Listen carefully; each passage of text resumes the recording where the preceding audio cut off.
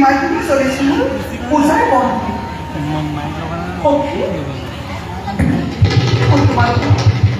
তোমালোক যে মনে মনে ৰ'লা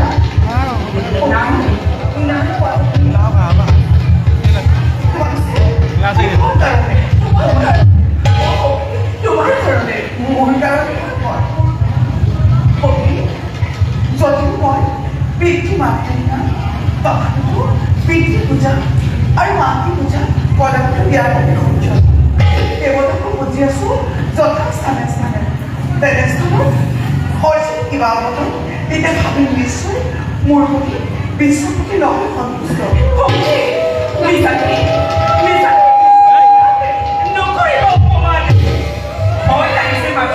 পিতামহৰ বাবে অলপ চিন্তা নকৰিবা পিতামহে বৰ ভাল পায়